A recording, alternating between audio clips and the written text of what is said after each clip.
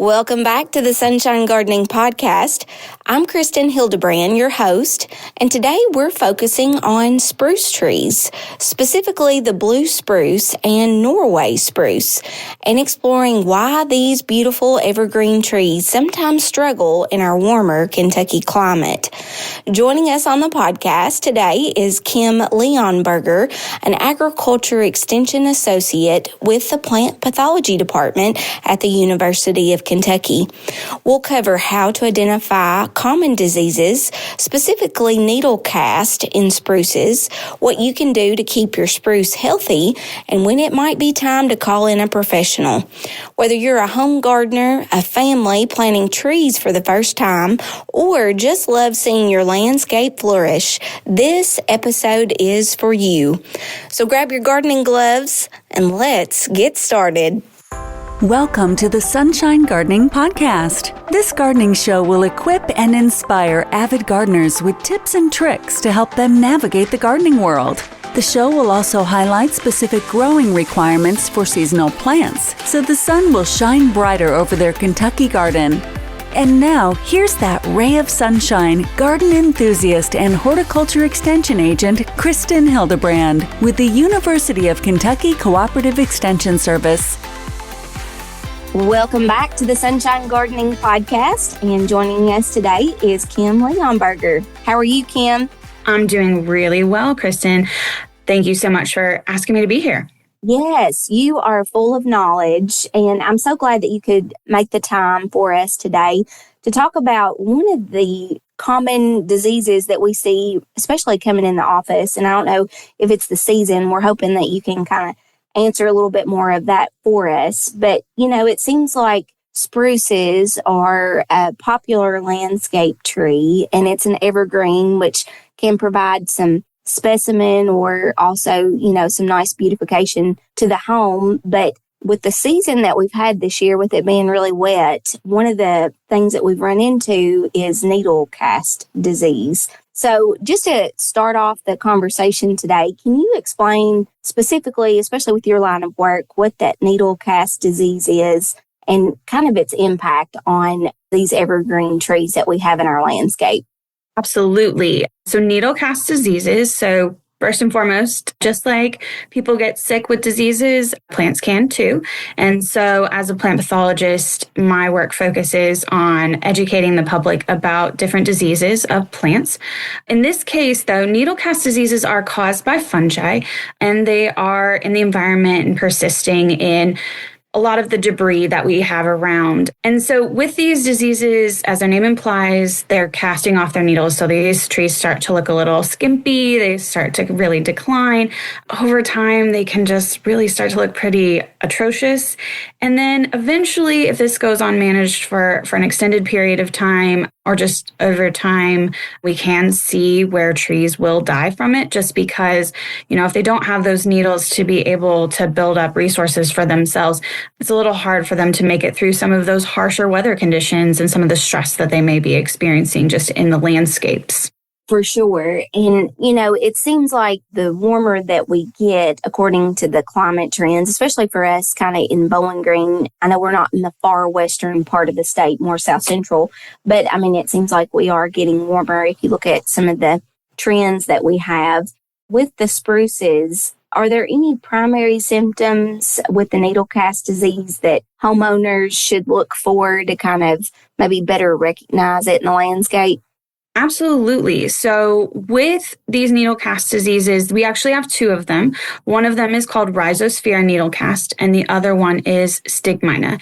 And they both produce very similar symptoms. So you're going to see when you look at needles where they are starting to be kind of changing colors, maybe a little bit more purple or brown, that's going to be kind of scattered. It's not going to just be in one space.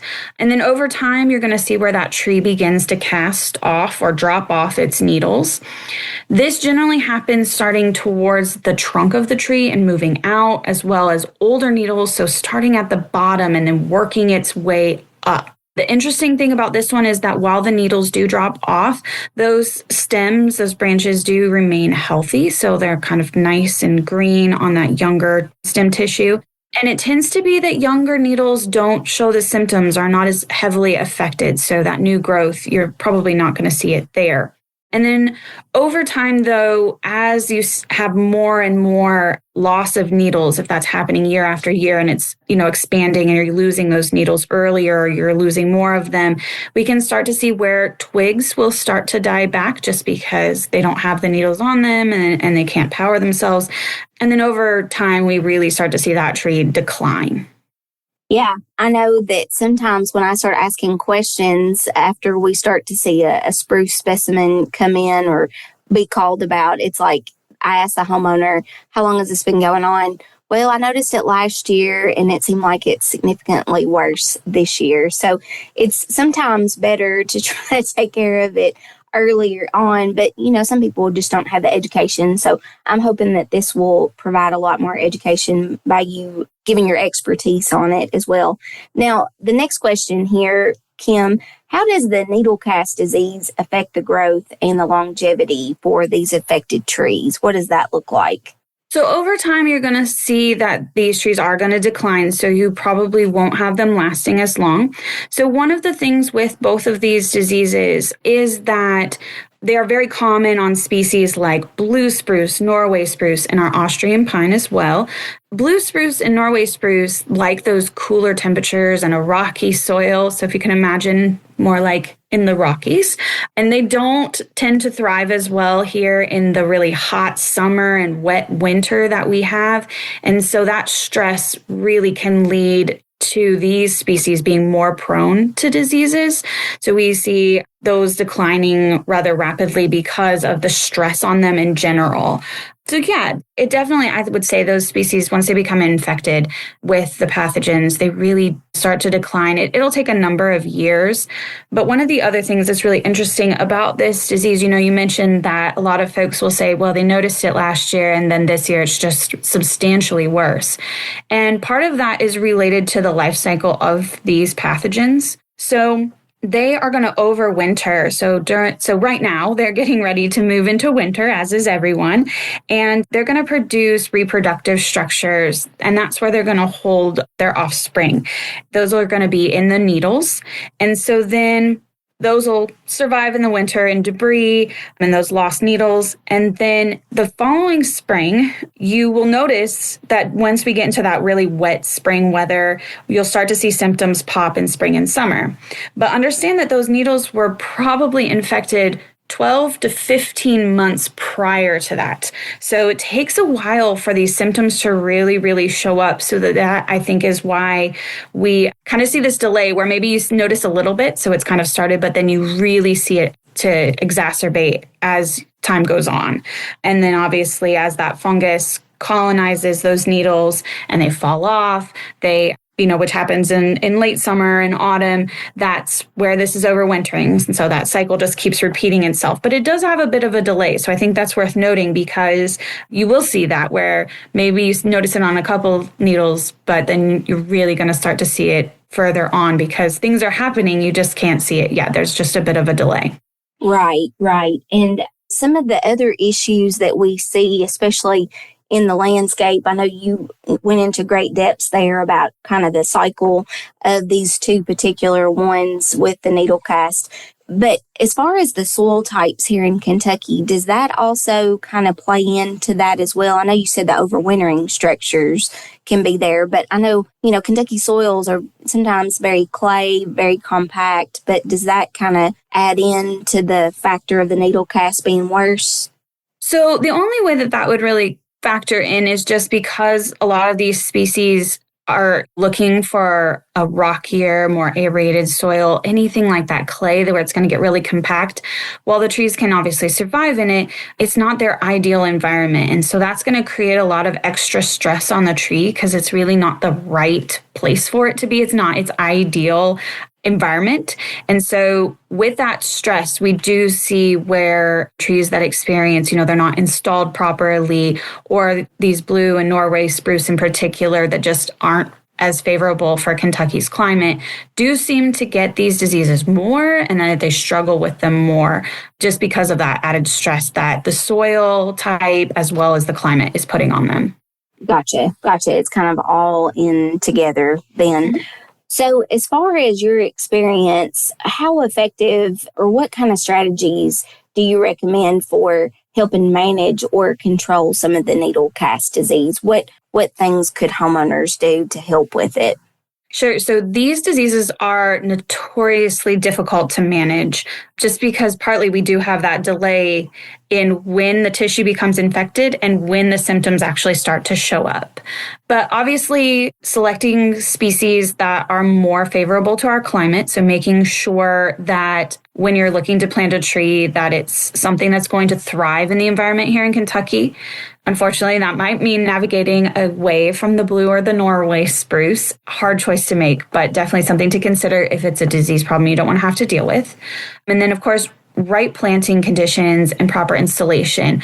A lot of times when these diseases are coming in, whether it be these or others, it's happening because those trees have undergone a huge amount of stress. And unfortunately, with trees in particular, we really see where when the stress happens when they're planted, the reaction to that doesn't happen for 3 to 5 years later. And of course, you've made such an investment in that tree to begin with, but then just that time and that growth and losing all of that can be hard.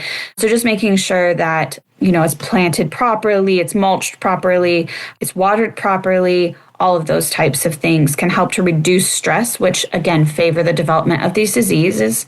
And then they do thrive in that wet kind of humid conditions. And so anything that you can do to improve airflow. So don't pack a bunch of them together, making sure you kind of space them out, and then being smart about pruning them as well. So going through and thinning out, that allows that leaf moisture to really dry out much more quickly. So you don't have that water in there for long periods of time, and you don't build up that humidity, which is what these fungi really thrive off of. If you are going to prune, though, or thin out, just avoid doing that when the foliage is wet. When you do it when it's wet, that does help to move the pathogens into those cuts or into those spaces. And so that can really have a negative effect. But by far, I would say, I think specifically for homeowners, the one thing that can make a really big difference is sanitation. So sanitation, just like you'd go through and clean your house to get rid of germs or pathogens, you need to clean up your landscapes as well. And so in that case, that's going to be raking and discarding any of those drop needles from beneath the trees and doing just a really thorough job of that.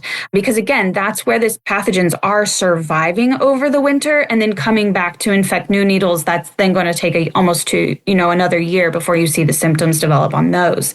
If you are doing that, we recommend that when you rake that up, of course, a lot of folks like to use needles as a mulch. If you know that you have this disease, probably not the best idea. And we also would say then don't compost that material. The home compost bins don't get hot enough to kill these pathogens. So burn it, bury it. If your community has landscape material collection that's going to go to a commercial compost pile, those do get hot enough. So that can be an option as well. I know a lot of folks, hate the idea of throwing it straight into a trash can or a dumpster. So there are other options. Burning it or burying it can be very effective as well to try to get all of those structures out of the way. I know a lot of folks oftentimes will ask us about fungicides as an option. Generally, when folks hear disease, they're like, oh, fungicides, that might be the answer. And in this case, we really do not recommend fungicides. The only case that we would probably recommend that is if it's a specific high-value specimen tree, or you're talking about a very heavily planted young planting that might be at risk. But fungicides generally are not going to be the best option. Fungicides work because they come into contact with that pathogen. And you can imagine on a spruce tree how dense that can be and how hard it would be to get that chemical to come into contact. So with that, generally we recommend for homeowners the sanitation part, and then just thinking about if you're putting in a new tree, picking the right one, and just trying to make sure you put it in properly and maintain it properly. And that can really do a world of good in warding this off. So yeah, generally that's kind of where we go with management and what we suggest. But yeah, they are kind of notoriously difficult to manage. And I would say control, it's never really eliminated, but it's definitely more of a management. So don't think of it as I'm going to be able to eliminate this, but more I'm going to keep it under control so the tree can thrive for as long as it can. For sure. And you went really good in depth on some of those recommendations, and I appreciate you doing that. I know you mentioned, first off, is that we need to kind of select species that are favorable to the climate. I know our hardiness zone has changed according to, I guess that was back the most recent change for USDA plant hardiness zone. And now they put us in zone 7 for Bowling Green. I know you have to look at the map in order to see that. But are there particular ones, evergreens, that you all have seen that are kind of comparable to what the spruce can offer for the landscape in Kentucky? There's a lot of pines that can also go into these spaces that tend to maybe not be as susceptible or don't get these diseases. It all kind of comes down to look, though. I think a lot of people want that specific look, and so we oftentimes don't really necessarily have a recommendation. In our publications and resources, we kind of just leave it open-ended, I think, letting people do that. But I would definitely say, if you're thinking about planting some sort of spruce or pine or fir in your landscape, definitely do a little bit of background research. What kind of conditions does it like? And if what we have here is not going to be comparable, even if it's not the diseases that we're talking about today with these needle casts, there are others. And so anytime we put stress by putting the wrong plant in a climate, or putting a plant in the wrong climate for what it's used to or what it prefers, we're creating that stress, which can just really predispose them to being more prone to getting diseases, as well as being more prone to insect issues as well. That's just something that we know from research. Oh, absolutely. And if anybody has questions on right plant for the right place, I mean, your extension office can assist you with that. But I appreciate you going into depth there, Kim, about some of the things, to match it up. The other question that I had here on the podcast is, are there early signs of the disease? Like, let's just say that a homeowner really didn't realize about the needle cast diseases that are susceptible to the spruces. Is there one early sign, or maybe they can monitor for that to kind of be on the lookout for it? Or, like you said, I know you've mentioned cleaning and sanitizing as much as possible. Mm-hmm. Yeah. So this disease, because there is that period where it is infected, but you're not seeing the symptoms right away, it is a little bit harder to kind of get that early detection. So I would say become familiar with your trees, know what good looks like, keep an eye on them. If you start to notice that some of those lower needles are falling off, or the inside starting to thin out, maybe get with your county extension agent about that. There are a number of reasons why that could happen. Certainly, it could be one of these needle cast diseases, but that may not always be the case. Particularly with these, we do recommend that if you have this type of symptom happening, that you do get with your county extension agent, because a proper diagnosis is important.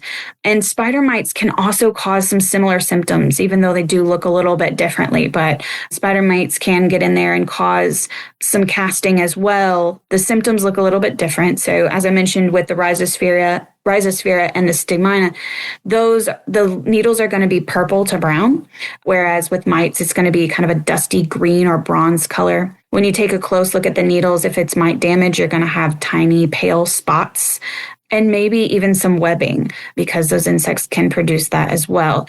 If you're taking a closer look, and that can be with a magnifying glass, hand lens, something like that, with both our rhizosphere and stigmina, you can actually, when conditions are right, see those reproductive structures. With rhizosphere, they're going to look like these tiny raised bumps. They're going to be kind of a grayish color, and they usually have like a white waxy cap. And they are almost in like these perfect rows, because they are using structures within the needle to pop up. So they run in these very specific rows down the length of the needles. And then with the stigmina, it does look a little similar, except for the fact that it's more of a tuft that kind of comes out of those structures in the needle. And so if you're seeing those things with taking a close look, you probably may be thinking more disease. So definitely get with a county extension agent so that they can help you confirm what you have, because that is important when it comes to management. There are certainly ones that we would prioritize if you've got rhizosphere or stigmina versus mite damage. And certainly there are abiotic factors. If these trees have a lot of stress, again, you can really start to see them start to decline. And oftentimes that does start from the bottom up. So it can be kind of confusing, but yeah, so definitely utilize the county extension service to make sure that you know what you're seeing. Sometimes we will see a lot of folks who are going and searching online, and they can get led astray because oftentimes these symptoms do look a little similar. So definitely take advantage of the extension service and those county agents, because they're wonderful and they do a great job. I know Kristin does for sure in making sure that her clients have the best information. So definitely take advantage of that if you're uncertain. But that's kind of the direction that I would say is get yourself a magnifying glass, take a close look at what you're seeing, but really become familiar with your trees. And that way, if something starts to pop up, you kind of catch it early. But again, with these, it is a little challenging because there is such a delay, because usually by the time we start to see symptoms develop, there's a greater portion of the tree that's already infected than what we even know. Oh, sure. And you all have done an absolutely great job with plant pathology and the great publications that you all have made available. And I really do appreciate that, passing it along to those clients that utilize our services, because a lot of times, it's like you throw out a term and it's like, what exactly is that? But Kim, you covered everything very well about needle cast disease. And the whole reason we did this today was to make people more aware about it. But what are some other, ways that people can get some information? I know there's a lot of terms that we've mentioned here today about needle cast disease, or maybe even other reasons for skimpy spruces in the landscape. Absolutely. So yeah, we've definitely talked about needle cast diseases, but there are a number of other diseases that can be an issue. Specifically on spruce, we have some of our rots, which are also challenging to manage because that's happening in the root system. So educating yourself about what can happen before you put a tree in oftentimes will help you have a more successful experience. So in plant pathology, we produce a number of fact sheets. These are generally a few pages, and they go into the detail that I've shared today, but maybe even a little bit further. So if some of this was fast or confusing, that can be a great resource. So specifically for spruce, I would recommend our publication. It's called Common Diseases of Spruce in Kentucky. And that can be found on the UK-wide Plant Pathology extension page. So if you search us on your favorite browser and just type in UK-wide Plant Pathology, that will take you to our page, and there's a quick link there on the left that will take you to our publication. So we have a publication about this, but we also have a lot of other publications that go into detail. This specific one, the spruce one here, does detail not only these needle cast diseases, but also some other things that are common here in Kentucky. We occasionally will see where cankers or a lesion that forms on the branches or the trunk of the tree happen, and that can be very problematic and can lead to some of these similar symptoms as far as the casting or the dieback and decline. And then it also talks about that root rot as well. So it's a really good publication that can be a one-stop shop to kind of make you aware of what could happen and also provide you with some real-time management as well, so that you have some ideas of some things to be doing to try to prevent these, as well as, what to do if those things do happen. But again, taking advantage of the extension service is really important. We do have a diagnostic lab on campus that if a county agent isn't certain as to what's happening, they can connect with that. And they are also connected to our specialists as well. So there are a lot of resources out there, and everything that we do is based on research. And so that just means we've tried it and this is what we know. So those management recommendations come from a place of understanding what works and what doesn't. So yeah, be sure to check out our website and just see what all's on there, because we do have a lot more than just spruce. We really run the gamut on all the different things that are out there for different types of crops as well. Oh, yes. Y'all do a fantastic job on all the different specialty crops, fruits, vegetables. I know there's even some commercial specialty crops that you all lend to that scale as well. So I know, Kim, you've been a wealth of knowledge today, and I certainly appreciate your time. I know we're running out of time here on the podcast, but we appreciate you coming on to talk to us about that. And again, if you have want to check out some of the references that Kim has mentioned, we'll have those posted in our show notes at the end of the episode. So, Kim, thank you so much again, and we hope to have you again next time. Thank you so much, Kristin. I look forward to it. Thanks for listening to this episode of the Sunshine Gardening Podcast. If your spruce trees show signs of trouble, such as early needle loss, dying twigs, or soggy soils around the roots, remember proper spacing, air circulation, good drainage, and cleaning up fallen needles all make a big difference. A huge shout out and thank you to Kim Leonberger for joining us on the Sunshine Gardening Podcast. To view the show notes and other resources for episode 46, make sure to visit me over on the blog at warrencountyagriculture.com. Now, if you found this episode helpful, I'd appreciate it if you would take a few minutes to leave a review on your favorite podcast platform. And if you could share it with a friend, that would be great. If you have a spruce or any other plant you're unsure about, feel free to send me a message or leave a comment. I'd be happy to help. Until next time, keep your soil healthy, your plants happy, and your gardening spirits bright. I'm Kristin Hildabrand. Thanks for listening, and happy gardening. Thanks for listening to the Sunshine Gardening Podcast with Kristin Hildabrand. If you enjoyed today's content, make sure to hit the subscribe button wherever you get your podcasts to catch future segments of the Sunshine Gardening Podcast. Gardeners, keep on digging and learning more about gardening so the sun shines brighter over your Kentucky garden. The Sunshine Gardening Podcasts with Kristin Hildabrand is a production of the University of Kentucky Cooperative Extension Service.